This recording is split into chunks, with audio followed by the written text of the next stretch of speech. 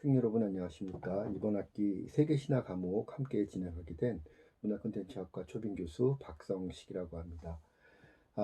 먼저 우리 세계신화 과목을 함께 하게 된 1학년 문화콘텐츠학과 신입생 여러분들 진심으로 환영한다는 말씀 드리고 싶습니다. 사실 3월 달은 우리 신입생들에게 가장 즐거운 시간이어야 하죠. 화창한 캠퍼스와 또 즐거운 강의실에서 새로운 친구들, 또 선배들, 또 학과 교수님들 이렇게 만나 뵙고 4년 동안 학교 생활 어떻게 할까 이렇게 또 즐거운 설계도 해보고 또 배울 새로운 학문들에 대해서 선배들이나 교수님들에게 좋은 이야기들도 많이 들으면서 학부 생활을 이렇게 준비해야 될 그런 시기가 3월 달인데 올해는 아쉽게도 여러분들 다들 아시다시피 부득이한 그런 국가적인 뭐 우리나라뿐만 아니라 전 세계적인 그런 문제이긴 합니다만 이런 그 질병 관련된 문제로 이렇게 학교가 정상적으로 운영되지 못하고 이렇게 동영상 강의로 여러분들을 만나게 됐습니다. 아, 뭐 사실 우리가 의도한 것도 아니고 예상한 것도 아니기 때문에 이렇게 얼굴을 마주하지 못하고 이렇게 동영상을 통해서 간접적으로 이렇게 수업을 진행하고 인사를 나눠야 되는 이런 상황들이 저도 개인적으로 굉장히 당황스럽고 또 여러 가지로 어색한 그런 느낌들이 있는데요. 특히 아직 학교 생활을 시작해 보기도 전에 이렇게 동영상을 통해서 학교 생활을 시작하게 된 신입생들은 얼마나 더 당황스럽고 안타까울지 저도 공감할 수 있을 것 같습니다. 일반인들에게는 사실 지금과 같은 상황이 굉장히 불편하고 힘든 시기인 것은 분명한 것 같습니다. 다만 우리 문화 콘텐츠 학과 학생들에게는 이런 시기를 바라보는 그런 그 시선이 관점이 조금 남달라야 되지 않을까 이런 생각도 한편으로 해보게 됩니다. 평상시에 그런 그 평범한 일상에서는 미처 돌아보거나 성찰해 보지 못하는 우리들의 삶의 이면들, 우리들의 삶의 또 여러 가지 층위들, 또 그러한 삶의 이면들과 층위들마다 발견하게 되는 인간들의 본성들은 어떤 모습들을 우리가 가지고 있는지 이런 것들을 우리가 새로운 그런 경험을 통해서 성찰해 보고 그러한 성찰의 시사점들을 또 도출해 보고 그러한 시사점들을 통해서 우리가 기획하고 우리가 꿈꾸는 그런 다양한 문화 콘텐츠 작품들의 좋은 소재 혹은 영감 또 그런 프로젝트들을 이끌어갈 수 있는 그런 모티브, 동기들을 얻을 수 있는 시기가 요즘처럼 사회적으로 힘든 시기가 아닐까 이런 생각을 해봅니다. 뭐 지난 그 몇 년 전에 촛불 그 혁명 과정에서도 우리가 그런 것들을 느꼈지만 시대적인 어떤 그 큰 격변의 시기일수록 그런 시기들이 예술가들에게 혹은 크리에이터들에게 우리들의 삶을 되돌아보게 만들고 그런 속에서 창작과 창의의 새로운 동력을 얻는 그런 그 기회로 삼는 그런 창작자들 그런 크리에이터들을 우리가 주변에서 많이 만날 수 있었던 것 같습니다. 그런 점에서 비록 여러 가지로 불편하고 또 기대했던 그런 부분들과는 다른 대학 생활의 시작이지만 이런 특별한 경험을 통해서 대학 생활을 시작하는 것도 우리 20학번 학생들에게만 또 그 20학번 학생들만 경험해 볼 수 있는 어떤 의미에서는 문화 콘텐츠학과 학생들에게는 굉장히 의미 있는 그런 시기가 아닌가라는 생각도 해봅니다. 바라보는 관점에 따라서 일반인의 관점에서 이 시기를 바라보느냐 아니면 문화 콘텐츠 전문가를 꿈꾸는 크리에이터를 꿈꾸는 전문가의 관점에서 이 시기를 바라보느냐에 따라서 이 시기를 받아들이는 의미와 가치 또 이 시기를 해석하는 그런 그 것들이 분명히 우리들은 남다른 것들을 가질 수 있지 않을까라는 생각을 해봅니다. 그런 측면에서 비록 그 여건 자체가 좋은 여건은 아니죠. 강의실에서 이렇게 직접 마주하고 대화해가면서 준비한 그런 저의 강의 내용과 또 여러분들의 의견들 계속 대화를 통해서 풍성하게 만들어 나가는 과정들이 사실은 가장 바람직한 강의의 상일 텐데 지금의 여건이 그러기가 어려운 상황이고 부득이 이렇게 동영상을 통해서 온라인을 통해서 강의를 진행하게 하는 이런 상황이 되었습니다. 하지만 이런 부족한 여건 속에서도 저와 우리 신입생들 여러분들이 함께 이해하고 이 상황을 문화 콘텐츠 학도로서 또 문화 콘텐츠 전문가를 꿈꾸는 그런 미래의 인재들로서의 관점을 가지고 이 경험조차도 우리의 문화 콘텐츠 기획 아이디어들 혹은 그런 것들에 대한 여러분들의 꿈들을 이뤄가는 과정에서 좋은 의미로 이렇게 활용할 수 있는, 살릴 수 있는 그런 자원으로 활용할 수 있는 지혜를 발휘하는 것도 우리 문화 콘텐츠학과 학생들에게 필요하지 않을까 이런 생각을 해봅니다. 사실 개인적으로 저도 지금 이런 그 동영상을 찍어서 여러분들을 만나는 이런 경험이 대단히 어색하고 낯설고 여러 가지로 사실 좀 불편합니다.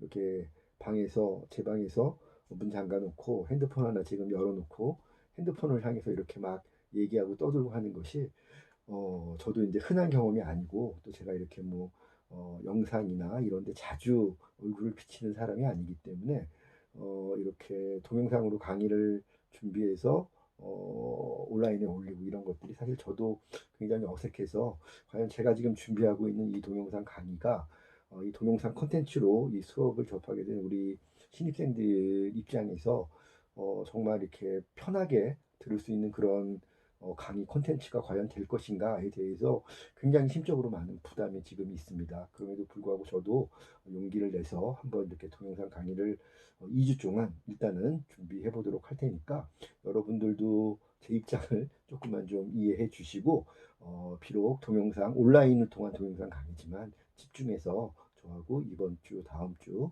동영상 강의 한번 같이 의미 있게 진행해 볼 수 있도록 부탁을 드리겠습니다. 아, 우리 세계신화 과목의 첫 번째 동영상 강의죠. 그래서 오늘은 오리엔테이션을 겸해서 이번 2020년도 세계신화 과목을 통해서 제가 우리 학생들에게 던지고자 하는 우리 수업의 주제들을 설명을 하고 그 주제들을 우리가 고민해 나갈 수 있는 그런 그 화두를 던져보는 시간으로 오늘 첫 번째 동영상 강의는 준비를 해 보려고 합니다. 먼저 동영상 강의 시작하기 전에 여러분들에게 부탁 말씀 하나 드리겠습니다.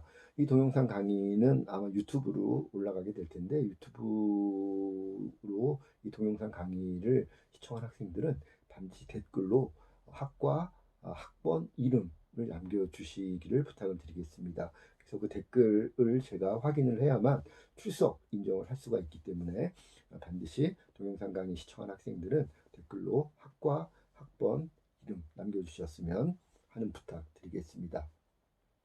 자, 이 수업은 아까 잠깐 제가 말씀드렸다시피 우리 문화콘텐츠학과의 신입생들을 위해서 1학년 과정으로 개설되어 있는 수업입니다. 물론 지금 이 수업에 50명 학생들이 현재 수강 신청이 되어 있는데요.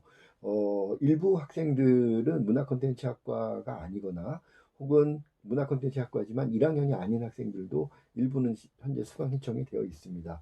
아마 우리과 고학번들이 지금 이 수업을 듣는 학생들은 1학년 때 이 수업을 미처 수강하지 못했거나 다른 그 전공학과 학생들인데 이 수업을 듣는 학생들은 복수 전공이나 부전공으로 우리 문화 콘텐츠 학과를 선택한 학생들인 것 같습니다. 그래서 어쨌든 문화 콘텐츠 학과를 전공하거나 부전공을 하고 있는 학생들이기 때문에 저는 일단 문화 콘텐츠 학과 문화 콘텐츠를 전공하기 위한 학생들이 듣는 수업으로 이해를 하고 수업을 준비하도록 하겠고요. 특히 이 수업은 1학년들을 위해서 준비된 수업이기 때문에 1학년 새로 이제 대학에 들어와서 기존의 그 고등학교 때까지의 그런 그 의무교육 과정에 그런 그 어떤 그 스타일, 교육의 어떤 방식들 이런 것들과 다른 대학에서의 이런 교육 방식을 처음 접하는 신입생들이기 때문에 우리 신입생들의 입장에서 좀 더 편안하게 받아들일 수 있도록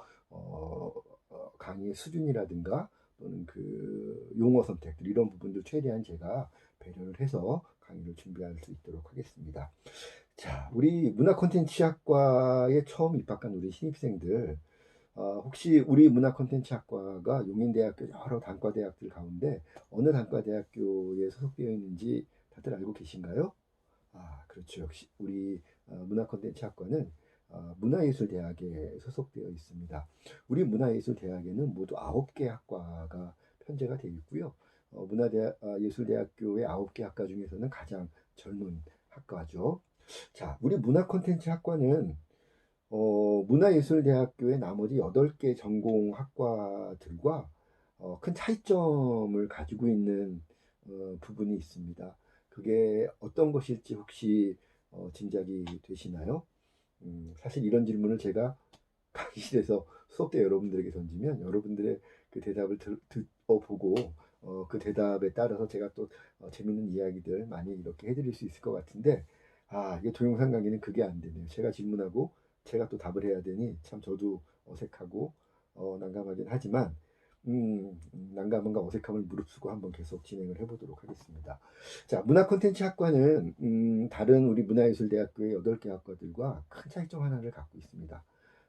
바로 창작의 수단과 커뮤니케이션의 수단을 가지고 있지 못하다라는 것이죠. 예를 들면 국악과 같은 경우는 국악이라고 하는 장르적인 표현 수단, 창작 수단을 가지고 있죠.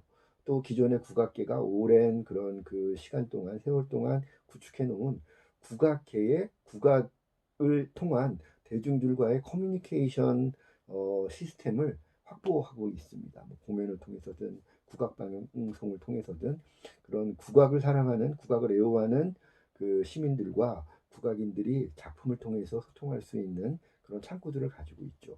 뭐 연극영화과 같은 경우는 연기라든가 공연이라든가 뭐 영상이라든가 이런 자기 표현의 자기 창작의 수단들을 통해서 뭐 온라인을 통한 어떤 컨텐츠 배급이든 아니면 극장에서의 상영이든 뭐 공연장에서 무대 위에서의 어떤 그 연이든 이런 자기 장르 나름의 고유한 커뮤니케이션, 대중들과의 커뮤니케이션 시스템들을 확보하고 있습니다. 뭐 무용학과, 뭐 회화학과, 대중예술학, 대중음악학, 실용음악학과 다 마찬가지죠.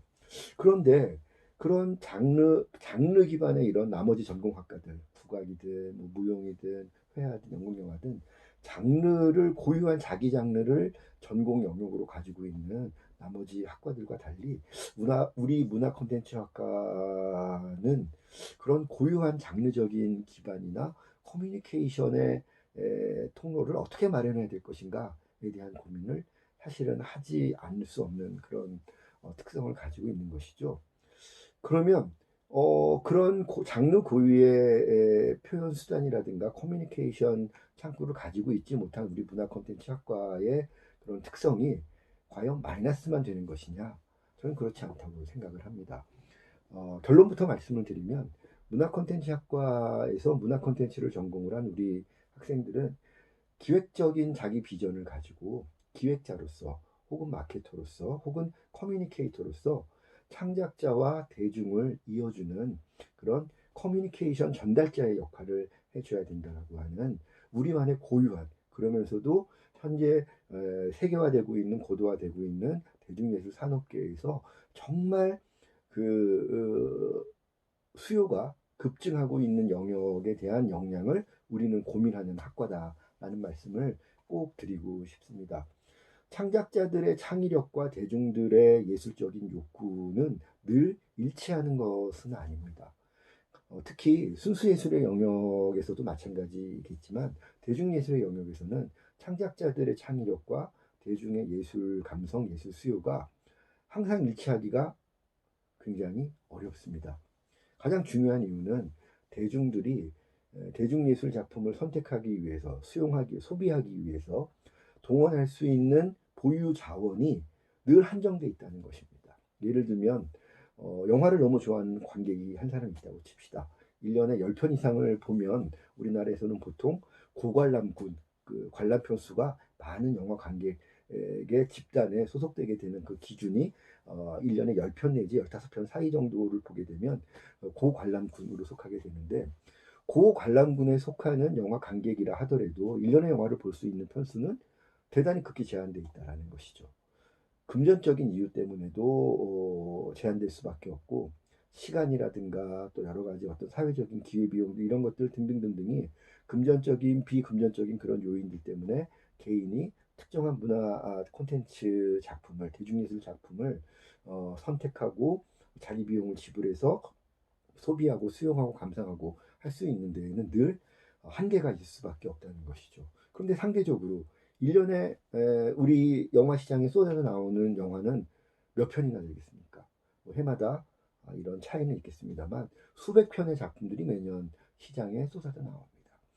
그러면 그 많은 작품들이 시장에 나올 때는 대중들의 선택을 받을 거라는 기대를 가지고 나름대로 열심히 영화를 만들어서 시장에 등장을 하지만 실제로 이 많은 작품들 가운데 관객들의 선택을 받는 작품들은 관객들이 가지고 있는 영화 소비의 자원의 총량을 벗어나지 못한다는 것이죠. 이 자원의 크기를 벗어나는 나머지 영화 작품들은 제대로 된 관객들의 선택을 받지 못한 채 사라져가는 작품들이 대략 80% 이상이 됩니다. 그것은 영화뿐만 아니라 TV 드라마도 마찬가지고요. 광고도 마찬가지고요. 여러분들 좋아하는 아이돌 음악, K-팝 아이돌 음악들도 마찬가지입니다.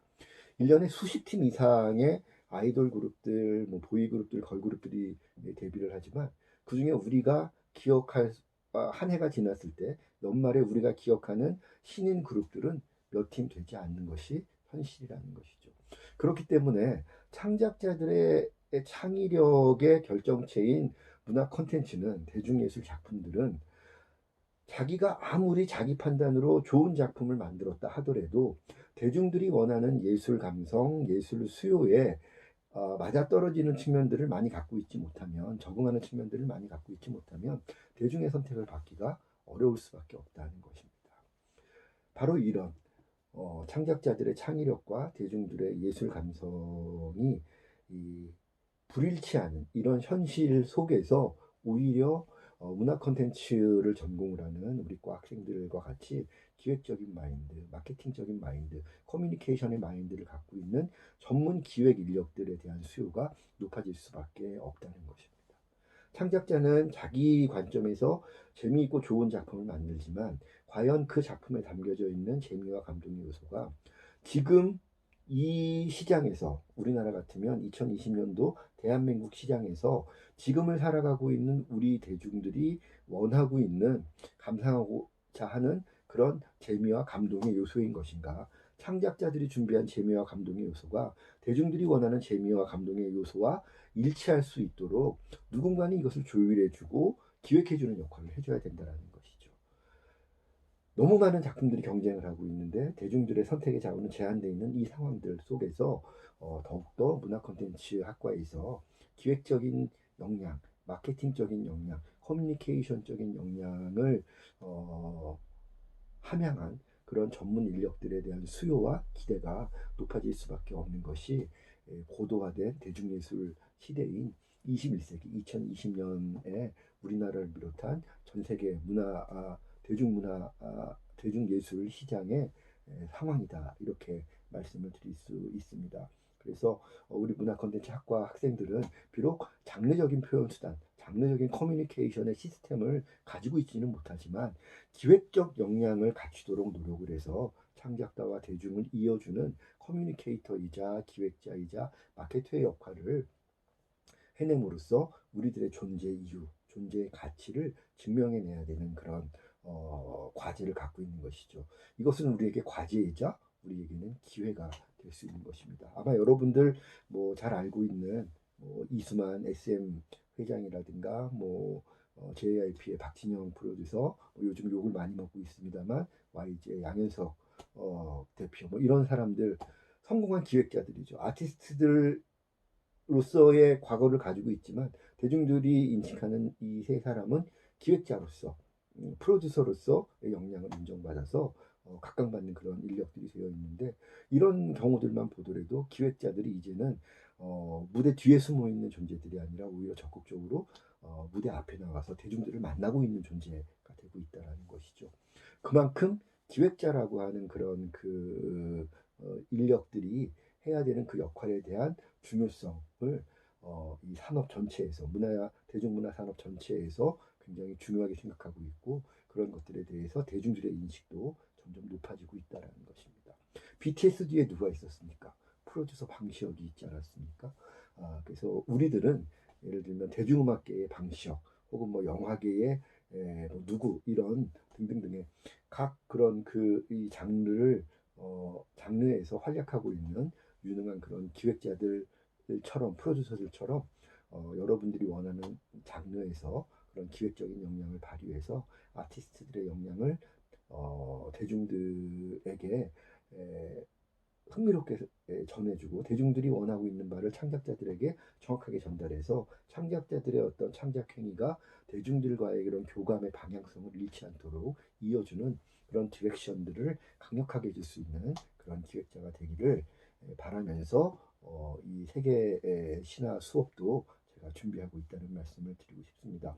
자, 기획적인 마인드와 역량을 갖추도록 우리 문화 콘텐츠 학생들은 노력을 해야만 다른 장르 기반을 갖고 있는 학과 학생들과 다른 우리만의 무기를 갖게 되는데요. 그러기 위해서는 제가 개인적으로 한 4가지 정도의 역량을 우리 학생들이 준비해야 된다고 생각을 하고 있습니다. 첫 번째는 다양한 장르에 대한 폭넓은 이해를 하고 있어야 되겠습니다. 기획자는 하나의 장르에서만 활약하는 것이 아니라 다양한 장르에서 활약할 가능성이 높습니다. 혹은 하나의 어떤 특정한 장르에서 출발을 한 기획자라 하더라도 다른 장르의 특성이라든가 다른 장르의 여러 가지 그런 고유한 감성, 문화 시스템들을 이해하고 있지 못하면 자기 장르 비즈니스를 제대로 하지 못하게 됩니다. 예를 들면 한 편의 웹툰이 영화로도 만들어지고 드라마로도 만들어지고 게임으로도 만들어져서 각광받는 것이 보편화되어 있는 시대입니다. 어벤져스도 원작은 만화, 코믹스이지 않습니까? 그런데 만화에 대한 웹툰에 대한 그런 역량만을 가지고 있고 영화라든가 뭐 게임이라든가 아니면 캐릭터 라이센싱 비즈니스라든가 이런 부분에 대한 지식과 정보가 없는 기획자라고 한다면 폭넓은 이런 이 저작권 비즈니스의 경쟁에서 뒤처질 수밖에 없는 것이죠. 그래서 이렇게 고도화되는 그 대중예술 산업의 어떤 트렌드 속에서 장르 간의 융합, 비즈니스 간의 융합이 하나의 큰 중요한 추세로 자리 잡아가고 있기 때문에 융합 전략을 능수능란하게 다루는 기획자가 되기 위해서는 다양한 장르에 대한 문화적인 혹은 장르 미학적인 비즈니스적인 이런 폭넓은 이해가 반드시 선행돼야 되겠다라는 것이고요. 두 번째는 대중들이 가지고 있는 예술 감성과 깊이 있게 교감하는 것이 굉장히 중요한 또 역량이 된다는 말씀을 드리고 싶습니다. 대중들이 특정한 예술 영역에 대해서 가지고 있는 예술 감성은 굉장히 빨리 변하고 있죠. 예를 들면 하나의 영화라는 장르를 놓고 보더라도 20년 전에 유행했던 영화 시장의 블록버스터 트렌드와 10년 전의 트렌드와 지금의 트렌드는 굉장히 많이 달라져 있습니다.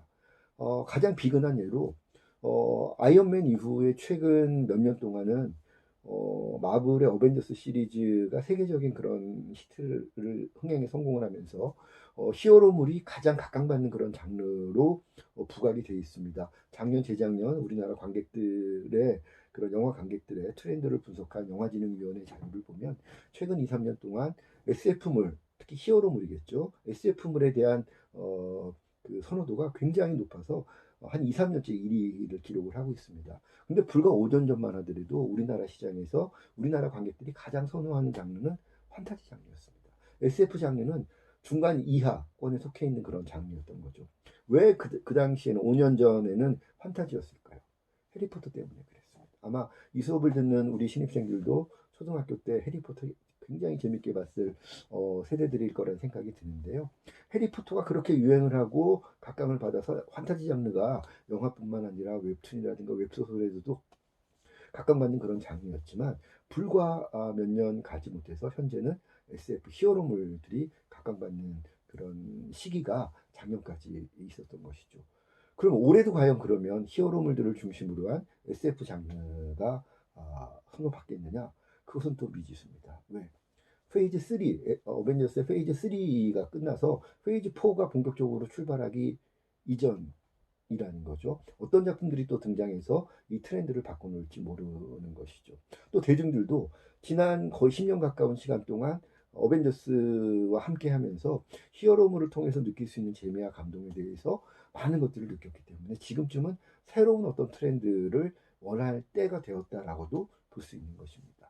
그래서 그런 것들을 우리가 종합적으로 고려를 해보면 대중들이 가지고 있는 예술 감성은 굉장히 빨리 변할 수밖에 없고, 또 이 빠르게 변화하는 대중들의 예술 감성은 굉장히 다양한 분야로 세분화되면서 분화되고 이렇게 차별화된다. 이런 경향들도 우리가 중요하게 생각을 해야 될 것 같습니다. 이런 변화하는 대중들의 예술 감성은 굉장히 빠르게 변화하고 있는데, 이 변화의 추이를 앞뒤 전후 시기의 맥락을 통해서 이해해야만 예술 감성이 어떤 자극에 어떤 식으로 반응해서 어떤 식으로 변화했기 때문에 앞으로 이런 것들을 선호하는 추세로 변화해 나갈 것이다. 객관적인 예측이 가능한데, 이런 맥락을 무시하고 흐름을 무시하고 이 시점에 대중들이 선호하는 바만 쫓아가게 되면 과학적이고 객관적인 판단을 내리기가 어렵다라는 것입니다. 그래서 대중들이 가지고 있는 예술 감성에 대한 이해는 깊이 있게 꾸준하게 그들과 같이 호흡하면서 그 감성을 같이 공유하는 것이 대단히 중요하다. 그래서 시간과 노력을 들여야 되는 것이 대중들이 가지고 있는 예술 감성을 이해하는 길이다라는 말씀을 제가 강조하고 싶고요. 그래서 두 번째로 문화 콘텐츠 기획자들이 가져야 될 두 번째 역량은 대중들의 예술 감성을 깊이 있게 교감하고 있을 것이라는 것이죠.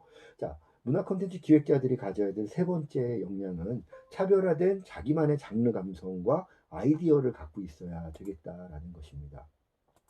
아까 제가 첫 번째 역량으로 다양한 장르에 대한 폭넓은 이해를 해야 된다 이렇게 말씀을 드렸는데, 그럼에도 불구하고 기획자는 자기가 자신 있게 선보일 수 있는 주특기라고 할 만한 그런 자기만의 장르, 가장 내가 자신 있게 선보일 수 있고 잘 이해하고 있다라고 생각하는 하나 혹은 몇 가지의 장르를 가지고 있는 것이 중요하다라는 것입니다. 인간은 모든 사람이 똑같은 감성을 가지고 있지 못합니다. 물론 다양한 장르들에 대해서 내가 깊이 있게 폭넓게 이해하는 것은 굉장히 중요하지만, 그럼에도 불구하고 한 사람의 자연인으로서 내가 정말 진심으로 좋아하고 애정하고 몰입할 수 있는 장르 감성은 사람마다 다 다르고 기획자들마다 다 다를 수밖에 없다는 것이죠.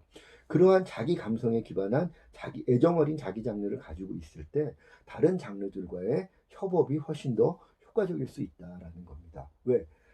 내가 이 장르에 대한 강점을 가지고 있다는 것이 확인되어야만 다른 장르에 대한 강점을 갖고 있는 사람이 자기에게 없는 내 장르에 대한 도움을 받고 싶어서 나에게 손을 내민다는 거죠. 나 역시도 내가 이런 장르를 정말 자신 있게 생각하고 있는데, 나는 예를 들면 나는 SF를 정말 자신 있게 생각하는데 멜로는 정말 자신이 없다. 근데 저쪽에 멜로를 정말 자신 있게 생각하는 전문가가 있다. 근데 저 사람은 보니까 SF를 야설한다. 우리 협업합시다. 이게 가능한 것이죠. 그런데 자기의 주특기가 없는 사람은 그런 코어, 협업의 그런 과정에서 우선 선택되기가 어려울 수밖에 없다라는 것입니다. 그래서 많은 장르들을 폭넓게 이해하는 것도 중요하지만 깊이 있게 내가 정말 자신 있게 접근하고 내가 정말 그 장르를 애호하는 사람들의 감성을 매니아적인 관점에서 정말 깊이 있게 이해하고 있다라고 자신 있게 말할 수 있는 자기 장르를 갖는 것 대단히 중요하다는 말씀 세 번째로 드리겠고요. 그리고 마지막으로 아까 말씀드렸던 것처럼 우리 문화 콘텐츠 기획자들은 장르, 창작자들과 대중을 이어주는 그런 가교 역할을 해줘야 되는 그런 존재들이기 때문에 커뮤니케이션 전략에 대한 그런 깊이 있는 그런 고민이 또 마지막으로 필요하다라는 것이죠. 커뮤니케이션이라는 것은 이 대중예술의 커뮤니케이션은 장르를 통해서 이루어지게 됩니다. 이 얘기는 조금 어려운 학술적인 얘기여서 제가 강의실 강의가 시작되게 되면 강의 자료와 함께 좀 더 깊이 있게 설명을 드리겠지만, 장르를 통해서 창작자와 대중들은 서로 커뮤니케이션 하는 것이 일반적인 대중예술의 커뮤니케이션 모델인데, 장르들마다 고유한 커뮤니케이션 전략들이 있지만 장르 고유의 커뮤니케이션 전략만으로는 장르 융합의 시대에 대중들에게 새로운 재미와 감동을 선보이는 커뮤니케이션 전략을 선보이기가 한계가 있을 수밖에 없다는 거죠. 그러다 보니까 기획자들은 장르와 대중을 이어주는 그런 장르 커뮤니케이션에 있어서 새로운 융합 전략 혹은 새로운 소재라든가 주제를 발굴할 수 있는 그런 취재 전략 이런 것들을 통해서 내 프로젝트가 대중들을 만나는 커뮤니케이션의 방식들이 다른 경쟁자들의 커뮤니케이션과 차별화돼서 대중들이 즐거운 마음으로 자발적으로 내 작품에 내가 준비하고 있는 장르 커뮤니케이션에 참여할 수 있도록 이렇게 유인할 수 있는 매력을 전달할 수 있는 그런 커뮤니케이션 전략에 대한 고민을 또 해야 된다라는 것이죠. 이런 네 가지의 역량이 기본적으로 문화 콘텐츠를 전공하는 학생들에게 기획적인 그런 기획자로서의 자기 전망을 준비할 때 반드시 갖춰야 될 네 가지 역량이 된다는 것입니다. 다시 정리를 하자면 첫 번째, 다양한 장르에 대한 폭넓은 이해. 두 번째, 대중들이 가지고 있는 예술 감성에 대한 깊이 있는 교감. 또 세 번째, 차별화된 자기만의 장르 감성과 아이디어. 네 번째, 장르와 대중을 잇는 차별화된 커뮤니케이션 전략. 이런 네 가지 역량이 필요한데 이러한 네 가지 역량을 우리 학생들이 잘 이해하고 자기 것으로 만들어 갈 수 있도록 하기 위해서 우리 문화 콘텐츠 학과에 많은 과목들이 커리큘럼으로 디자인되어 있습니다. 각각의 이 네 가지 역량들에 대해서 각각의 과목들마다 어떤 역량을 키우는데 좀 더 포인트를 두고 주안점을 두고 교육을 할 것인가 이런 교수님들의 고민을 통해서 많은 과목들이 현재 준비가 되어 있는데 그 중에서 우리 세계신화 과목은 이 네 가지 역량 가운데 두 가지. 첫 번째, 장르에 대한 이해. 두 번째, 대중들의 예술 감성에 대한 이해. 이 두 가지 역량에 대한 그 기초 펀더멘탈이 될 수 있는 토대가 될 수 있는 그런 역량을 함양할 수 있도록 준비를 하고 있습니다. 그래서 이 세계신화 과목을 통해서 우리 학생들이 장르 예술이라는 것이 이 인간들의 진화 역사에서 어떤 이유 때문에 어떤 필요성 때문에 형성이 되게 됐고 성립된 이 예술이라고 하는 것이 장르를 통해서 어떻게 진화하고 발전해 오면서 인간들의 진화적인 삶에 어떤 기여, 어떤 의미가 되어 왔는지를 이해하는 것. 한 축으로 제가 같이 학생들과 고민해 가도록 하겠고요. 또 하나, 그런 과정에서 대중들이 가지고 있는 예술 감성은 예술에 대해서 어떤 기대를 가지고 있고, 대중들이 원하는 그런 예술 감성은 어떤 요인들에 의해서 변화하는 것인가에 대한 기본 원리들을 우리가 이해할 수 있도록 하는데, 또 이 과목이 일정하게 우리 학생들에게 도움이 될 수 있도록 제가 준비를 해 보도록 하겠습니다. 그래서 특히 이제 이 세계신화 과목은 여러 가지 예술 영역들 가운데에서도 신화라고 하는 그런 영역을 차별화된 테마로 가지고 있는 것이죠. 예술의 진화 역사에서 가장 오랜 전통을 가지고 있는 영역이 이야기 예술, 이야기 장르 예술의 영역입니다. 그런데 그런 이야기 장르 예술의 뿌리가 되는 기원이 되는 그런 컨텐츠들이 바로 신화인 것이죠. 신화는 뭐 여러분들 초등학교 때 아마 뭐 그리스 로마 신화라든가 이런 것들 같고요. 최근에는 어벤져스의 영향을 받아서 북유럽 신화도 우리 그 문화계에서 새롭게 인식이 되고 많은 사람들이 또 북유럽 신화들도 감상하고 있는 것으로 그렇게 제가 알고 있는데요. 이렇게 그리스 로마 신화라든가 북유럽 신화 말고도 우리나라에도 고유한 단군 신화 같은 신화 우리 민족의 신화가 있죠. 그것은 중국도 마찬가지고 일본도 마찬가지입니다. 세계의 많은 문화권의 민족들마다 자기 민족들만의 고유한 자기 신화들을 가지고 있습니다. 그런 신화들이 현재의 그런 많은 이야기 장르 이 예술들의 뿌리가 되고 있는데요. 심지어 많은 어떤 신화에서 발견되는 그런 이야기의 특성들이 현대의 상업적인 이야기 콘텐츠들에도 여전히 그런 요소들이 신화에서 발견되는 이야기의 요소들이 현대의 상업적인 콘텐츠에서도 그대로 활용이 되고 있는 그대로 발견되는 경우들을 우리가 종종 만나볼 수 있습니다. 그 사례들은 우리가 수업 시간에 같이 많은 사례들을 같이 탐구해 보도록 하겠는데요. 이렇게 지금 말씀드린 것처럼 신화가 성립됐던 시절은 선사시대죠. 우리 인간의 역사가 기록되기 문자가 발명되기 이전에 기록되지 않은 역사의 시대를 우리가 선사시대라고 얘기를 하는데 보통 구석기 시대, 신석기 시대, 청동시대 초기까지를 포괄하는 그런 시대 개념인데 선사시대 때부터 현대에 이르기까지 이 수천 년, 수만 년의 시간 동안 인간들은 신화라고 하는 이야기를 통해서 무엇인가를 우리는 충족받아 왔다라는 우리가 갖고 있는 욕망 가운데 많은 것들을 이야기를 통해서 충족받아 왔고 현대 디지털 시대라고 하는 4차 산업혁명 시대라고 하는 현대의 대중문화 예술 영역에 있어서도 많은 사람들은 이야기 장르를 애호하고 손에서 놓지 않고 있는 것 이런 상황들이 계속 지속돼 있다는 것이죠. 이것이 바로 이야기 장르 예술의 전통이라고 말할 수가 있는 것입니다. 그런데 이런 이야기 장르의 전통을 우리가 살펴보면 이런 질문을 제가 학생들에게 던져볼 수 있을 것 같습니다. 왜 인간은 이야기를 통해서 재미와 감동을 수용을 하는 방식을 포기하지 않는 것일까? 왜 인간은 많은 예술의 어떤 장르들, 예술의 표현 기법들이 있는데 그런 것들이 많이 있음에도 불구하고 이야기를 가장 중요한 재미와 감동의 수용 통로로 삼아서 그 방식을 포기하지 않는 것일까라는 질문을 학생들에게 던져보고 싶다는 것이죠. 어, 사실 현대에는 특히 우리나라의 상황을 보면 젊은 세대들이 가장 애호하는 장르가 무엇입니까? 라고 물어보면 K-팝, 대중음악을 이야기하는 젊은이들도 많이 있지만 사실 이렇게 여러 리서치 자료들을 보면 영화라든가 뭐 소설이라든가 웹툰이라든가 이런 이야기 기반 장르들에 대한 선호도가 나머지 장르들에 대한 선호도를 압도하고 있습니다. 우리나라에서 영화 같은 경우는 가장 사랑받는 대중예술 1위에 꼽히는 작품인데요. 2018년도, 19년도 자료를 보면 우리나라 국민 가운데 거의 70% 이상의 사람들이 1년에 한 편 이상의 영화를 감상을 하는 걸로 조사가 되고 있는 것이죠.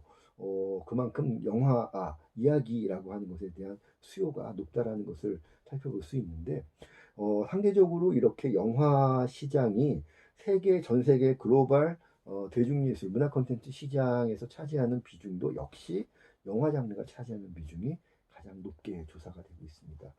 영화뿐만 아니라 그 외에 공연이라든가 연극이라든가 소설이라든가 이런 이야기 기반의 나머지 장르들을 포괄한다면 사실 이야기 장르가 갖는 대중적인 영향력이 얼마나 큰 것인가라는 것에 대해서 우리가 쉽게 이해할 수 있을 텐데요. 이렇게 우리 인간들이 이야기를 통해서 재미와 감동을 즐기고자 하는 것, 심지어 우리가 대중음악을 듣더라도 그 음악의 음률과 비트만을 우리가 수용하고 싶어서 대중음악을 듣는 건 아니라는 거죠. 오히려 음률과 비트도 중요하지만 그 음악에 담겨져 있는 스토리텔링적인 메시지의 매력 때문에 대중음악을 듣는 경우도 굉장히 많다는 것입니다. 예를 들면 BTS 같은 경우도 BTS 음악에 담겨져 있는 스토리텔링의 메시지들에 공감을 하는 많은 우리나라뿐만 아니라 전 세계의 청년들이 있기 때문에 BTS의 음악이 선택돼서 글로벌한 그런 영향력을 갖게 된 것이죠.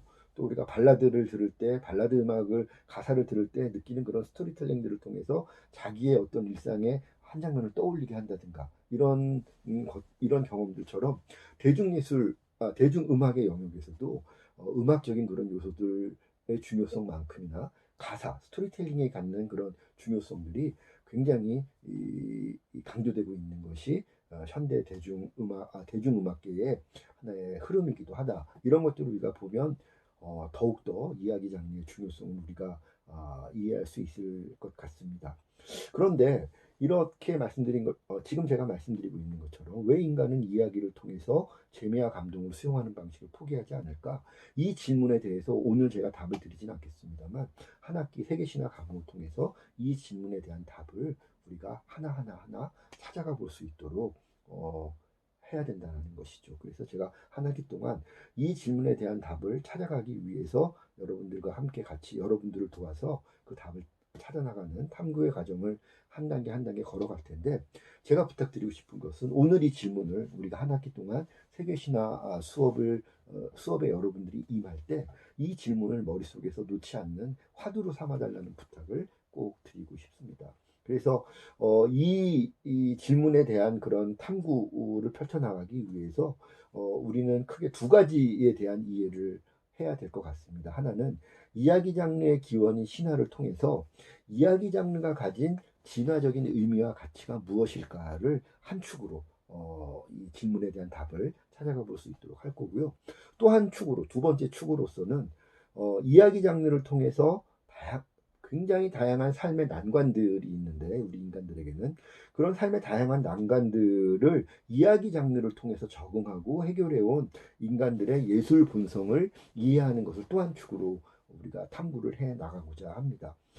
이 두 번째 영역은 여러분들, 우리 1학년 신입생들에게 조금 어려울 수 있는 경로일 것 같은데요. 쉽게 말씀드리면, 이야기를 비롯한 많은 예술 장르들은 인간들의 일상과 일상의 여러 가지 그런 그 욕망들에 대한 추구, 그 욕망을 추구하다 보면 모든 욕망들이 쉽게 충족되는 것이 아니라 늘 욕망 추구 과정에서 난관들이 있을 수밖에 없고 도전해야 되는 그런 과정들을 거칠 수밖에 없는 것이 인간들의 진화의 역사인데, 그런 인간들의 진화 역사에서 인간들의 욕망을 충족하고자 하는 그런 도전에 있어서 맞이하게 된 많은 난관들을 극복하고 적응하고 해결하는데, 예술이라고 하는 것이, 이야기라고 하는 것이 굉장히 큰 기여를 한 측면들이 있다라는 것이죠. 과연 그것은 무엇일까라는 것을 우리가 신화를 통한 이야기 장르의 의미와 가치를 이해하는 또 하나의 축으로 우리가 삼아서 이번 수업을 같이 진행을 해보도록 하겠습니다. 방금 말씀드렸던 것처럼 이야기 장르를 포함한 예술은 고전 시대를 지나서 현대의 디지털 기반 대중예술 시대에 이르기까지 인간들의 삶과 밀접한 관계를 맺으면서 성립됐고 진화해 온 것입니다. 제가 이렇게 지금 말씀을 드리면 이런 반론을 제기하는 학생들이 있을 수 있을 것 같습니다. 아니, 예술은 인간들의 그런 아침에 일어나서 회사 가고 사람들하고 장사하는 사람들 이익 몇 푼 때문에 서로 싸우고, 정치인들 치받고 싸우고, 지역 감정 때문에 이웃들과 싸우고, 같은 그 친구였지만 사랑하는 사람을 두고 싸울 수밖에 없고, 질투하고 부부끼리도 싸우고, 이런 이 인간들의 이 각박한 삶과는 동떨어진 우리들의 어떤 이상적인 가치를 추구하는 독립된 영역이 예술 아닙니까? 교수님, 그런데 어떻게 인간들의 일상적인 삶과 예술이 밀접하게 결합되어 있다고 말씀하십니까? 이런 반론을 제기하는 학생들이 있을 수 있다는 생각이 듭니다. 충분히 저는 그런 질문이 가능하다고 생각을 하고, 예술의 어떤 측면에는 그런 측면들도, 인간들이 일상에서 느끼는 그런 삶에 대한 회의들, 삶의 어떤 부정적인 측면에 대한 실망들, 이런 것들 때문에 이런 것들로부터 벗어나기 위한 욕구로 예술이라고 하는 영역을 활용하는 측면들도 분명히 있다라고 저도 인정을 하고 있습니다. 그럼에도 불구하고 그런 것들조차 우리 삶이 주는 스트레스 때문에 삶을 잊기 위해서 추구하는 예술이라 할지라도, 그러한 예술조차도 삶이라고 하는 이런 존재하고 있는 이런 공간에서 우리가 느끼는 그런 욕구, 욕망, 추구 과정의 어떤 어두운 측면들 때문에 그런 필요성들이 생겨나는 것이지, 그것이 일상과 완전히 유리되었다라고 설명하는 것은 오해이다, 이런 말씀을 제가 드리고 싶습니다. 그래서 이 부분에 대해서도 우리가 한 학기 동안 예술의 기원, 이야기 예술의 진화적인 그런 과정들을 살펴보면서 과연 이야기 또 예술이 어떻게 인간들의 삶과 밀접하게 관계를 맺어왔으며 그런 과정에서 어떤 기여를 했는지, 이런 부분들을 하나하나 살펴보면서 지금 제가 얘기했던 일상에서 탈출하고 싶은 그런 필요성 때문에 존재한 일상과 유리된 어떤 예술의 영역들조차도 인간들의 일상적인 필요성들 때문에 나타난 모습들이다, 이런 것들을 우리가 하나하나 살펴가 볼 수 있도록 할 텐데요. 어쨌든 제가 이것 하나만큼을 말씀드리고 싶습니다. 예술을 미적인 가치만을 추구하는 독자적인 세계로 이해하는 것은 일견 그렇게 받아들일 수 있는, 양해할 수 있는 측면들이 있음에도 불구하고 그것만이 예술의 전부인 것으로 받아들이는 태도는 굉장히 위험할 수 있다. 오히려 그런 태도들은 예술에 대한 오해이자 이 예술 지상주의 혹은 예술 본질주의, 형식주의, 이런 위험한 그 방향으로 예술을 이해할 수 있는 그런 위험성들을 가지고 있는 생각이기 때문에, 그런 부분들에 대해서는 수업 초기에 제가 이렇게 말씀을 드리면서 예술과 우리의 삶이 어떤 지점에서 만나서 함께 지내온 것인지를 탐구해야 되는 중요한 이유가 이런 오해, 독선에 빠지지 않기 위한 측면들도 있다라는 말씀을 드리고 싶습니다. 그래서 이런 것들을 우리가 이번 세계 신화 수업을 통해서 함께 같이 고민을 해 가도록 하겠고요.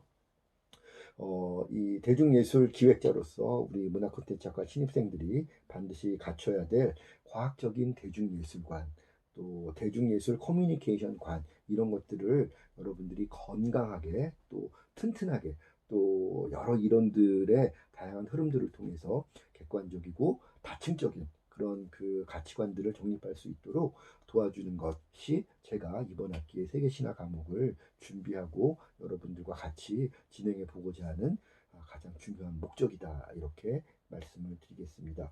아마 이런 관점에서 진행하는 세계신화 과목이 학생 여러분들이 각자 가지고 있는 다양한 대중예술 콘텐츠들에 대한 기획에 대한 아이디어들 혹은 기획에 대한 어떤 비전들, 이런 것들을 발전시켜 나가는데 중요한 전략적 판단의 기준이 될 수 있도록 저도 열심히 노력해 보도록 하겠습니다.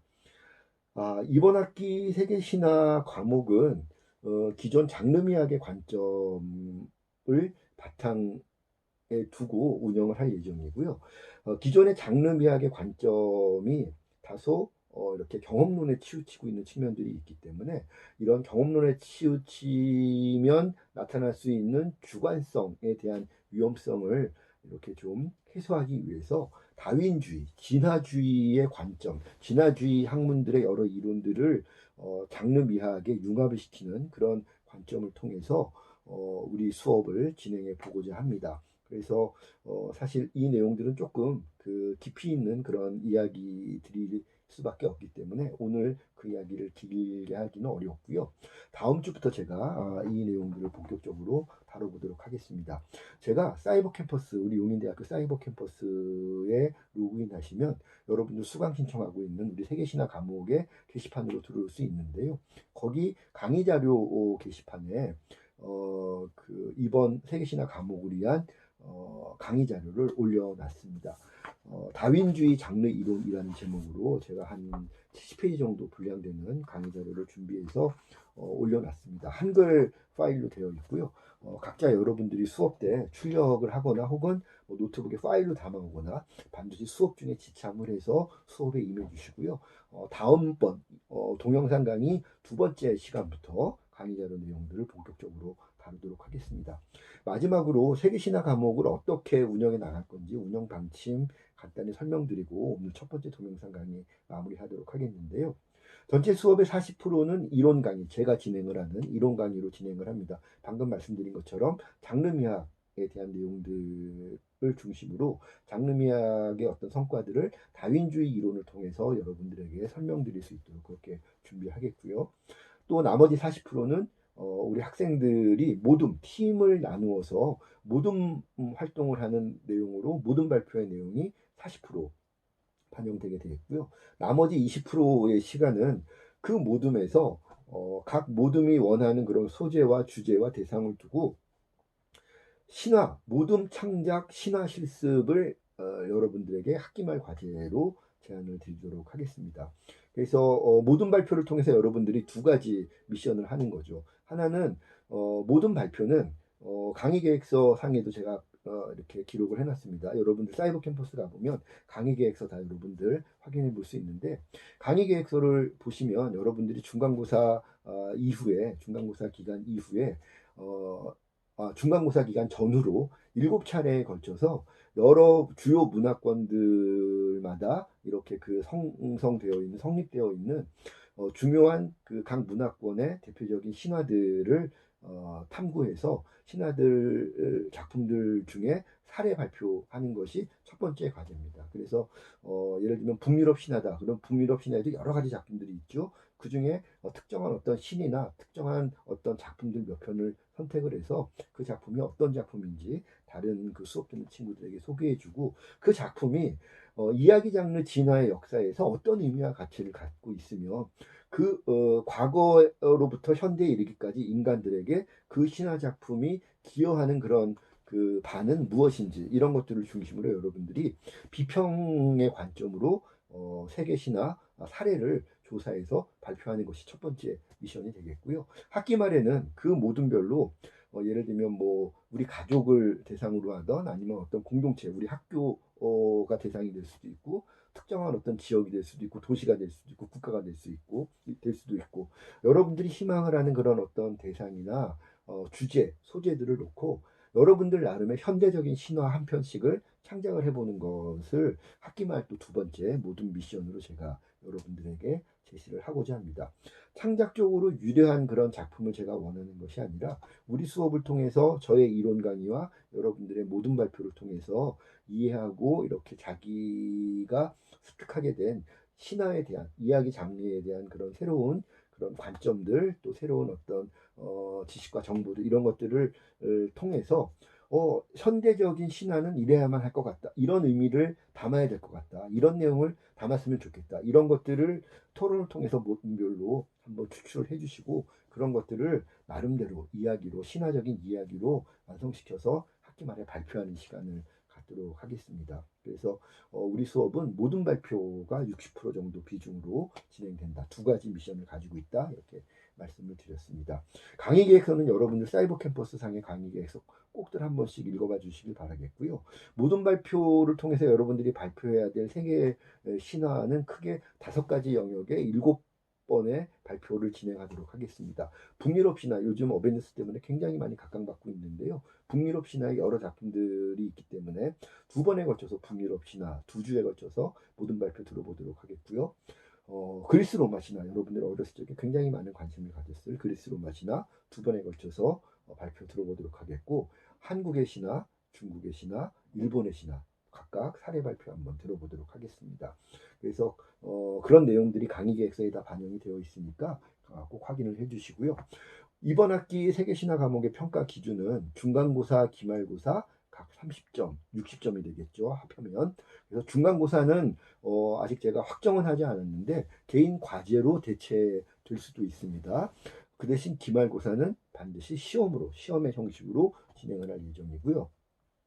모둠 발표와 그다음에 모둠 창작 실습 이 두 미션 합해서 25점 배점으로 제가 평가할 것이고 마지막으로 출석 및 태도 15점 이렇게 해서 총 100점 만점으로 평가하도록 하겠습니다. 우리 수업은 상대평가 과목입니다. 아무리 여러분들이 다 잘한다고 해서 제가 똑같이 50명에게 A 학점을 드리고 싶지만 그럴 수 없는 과목인 거죠. 그래서 평가의 객관성이 굉장히 중요하기 때문에 부득이 이렇게 좀 까다롭게 제가 평가 기준을 가져갈 수밖에 없다. 양해해 주시기를 바라겠고요. 중요한 게 모둠 활동이죠. 모둠 비중이 평가 기준으로만 도 마찬가지고 모둠 활동이 차지하는 비중이 우리 수업 굉장히 큰데 모둠 편성 어떻게 할지에 대해서는 대면 강의가 시작되면 현재로서는 저희가 4월 1일 날 수업에서 만나는 걸로 이렇게 예정이 되어 있는데 코로나 사태가 더 이상 악화되지 않고 4월 1일 날 예정대로 우리가 강의실에서 만날 수 있게 된다면 4월 1일 날 대면 강의 시작하는 첫 주에 여러분들 의견 들어서 모둠 편성하도록 하겠습니다. 모둠 편성하는 방법은 교수가 임의로 편성하는 방식이 있고 같이 팀을 이루고 싶은 사람들끼리 자발적으로 팀을 결성하는 방식도 있는데 일장일단이 있기 때문에 수업 때 여러분들 의견 들어서 최종적으로 방침을 정하고 대면 강의 시작하는 첫 주 4월 1일 날 모든 편성을 바로 할 수 있도록 그렇게 하겠습니다. 마지막으로 보강 안내 해드려야 되는데요. 여러분들 뭐 학교 공지 사항 확인하셔서 잘 알고 있겠지만 저희가 지금 2주 동안 개강이 연기가 돼서 2주의 수업 결손이 있습니다. 이 2주의 수업 결손에 대해서 학교에서 공식적으로 보강 일정들이 지금 나와 있죠. 그래서 첫 번째 주 미루어진 2주차 강의 분량 가운데 한 주에 대한 부분은 저희가 15주차 때 이번 학기 15주째가 되는 주에 우리 학교의 공식적인 보강주입니다. 원래는 15주가 한 학기 수업 일정으로 정해져 있는데 학기를 이렇게 가다 보면 뭐 공휴일이나 휴일들 때문에 부득이 휴강이 있을 수밖에 없어서 그런 과목들 보강하라고 15주를 비워놓고 16주의 기말고사를 보기 일정이 잡혀져 있는데 비워져 있는 공식 보강주에 첫 번째 주차의 보강을 해당하는 내용을 저희가 진행을 하면 될 것 같고요. 나머지 모자란 한 주 보강은 학교 발표대로 4월 달에 휴일날 보강 한 주를 1회 시행하도록 하겠습니다. 우리는 수요일날 수업이기 때문에 토요일날 보강을 한번 해야 되는데 원칙적으로 저희가 토요일날 보강도 학생들이 참석해야 되는 것이죠. 오프라인으로 참석해야 되는데 만약 토요일날 휴일 보강할 때 아르바이트 같은 그런 피치 못한 사정이 반드시 있는 학생들은 따로 저에게 상담을 해주시면 제가 출석상의 불이익이 없도록 최대한 배려를 해드리도록 그렇게 하겠습니다. 원칙적으로 그 대신 보강은 15주 차에 한 번 있게 되고 그 다음에 4월 달에 토요일 날 하루 휴일 보강을 하는 것으로 미뤄진 2주차 이 수업에 대한 결손은 이렇게 보강으로 대체하도록 하겠습니다. 그래서 이렇게 보강을 해야만 여러분들이 비싼 등록금 내고 입학해서 이렇게 학교 생활 시작하게 됐는데 수업 결손 15주차에 해당하는 수업 결손이 최소화될 수 있도록 저도 나름대로 준비를 하도록 할 테니까 학생들도 조금 불편함이 있고 뭐 그렇다 하더라도 상황이 우리가 이렇게 원해서 이렇게 상황이 된 것은 아니니까 너그럽게 이해해 주시고 이런 방침에 따라서 수업 결손이 최소화될 수 있도록 여러분들도 같이 도와주시기를 부탁드리겠습니다. 딴 게 아니죠. 수업 열심히 들어주시고 모든 활동 열심히 해주시는 것이 교수를 도와주는 가장 좋은 방법이 되겠습니다. 자, 오늘 그래서 첫 번째 세계신화 과목의 첫 번째 동영상 강의 내용들 제가 준비한 것은 여기까지고요. 오늘 동영상 강의를 통해서 한 학기 동안 우리 문화 콘텐츠 학과에 입학한 1학년 신입생들이 세계신화 과목을 통해서 어떤 것들을 배워가야 될 것인가, 어떤 역량들을 배워가야 될 것인가에 대한 방향성과 또 중요한 주제들 제가 말씀드렸습니다. 오늘 제가 말씀드린 내용들 잘 기억해 두셨다가 아까 제가 드린 질문 있죠. 왜 인간들은 이야기를 통해서 재미와 감동을 수용을 하는 이 방식을 과거로부터 현재에 이르기까지 왜 지금껏 포기하고 있지 않은 것일까에 대한 질문들.